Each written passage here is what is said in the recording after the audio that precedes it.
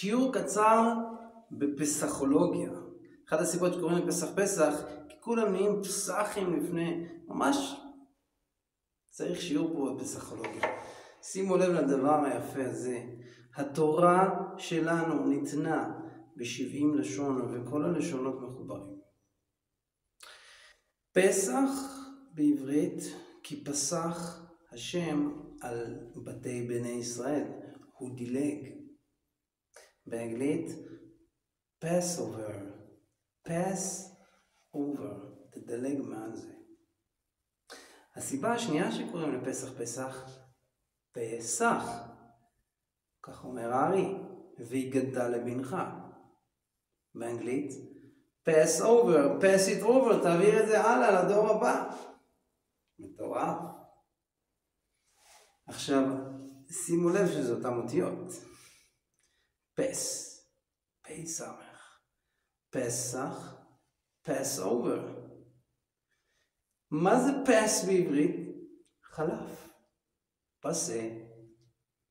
פסו אמונים מבני אדם. פס זה חלף, גם באנגלית. It's in the past. It passed away. זה כבר חלף. זה כל העניין של פסח. זה כל העניין של יציאת מצרים. דלג מעל זה ותתקדם קדימה, כי מה שהיה היה וחלף, ויש עכשיו אביב חדש. החורף נגמר, השלכת עברה, והפרחים מתחילים לפרוח מחדש.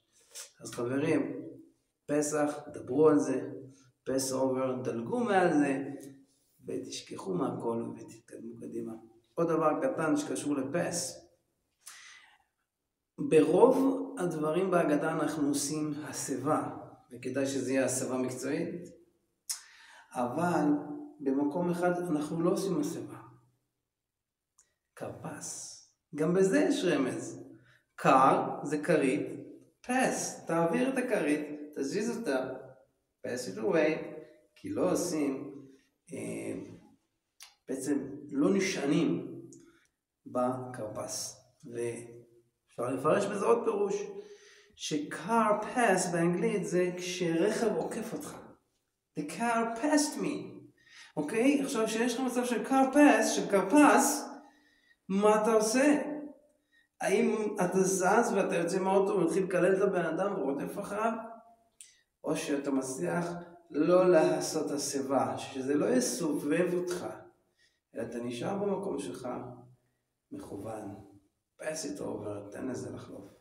השם יברך אותנו.